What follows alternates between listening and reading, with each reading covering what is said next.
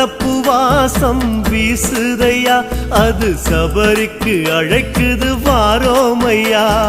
காடு மலை தாண்டியே சாமி வந்தோம் பெரும் பாதையே, காடு மலை தாண்டியே சாமி வந்தோம் பெரும் பாதையே.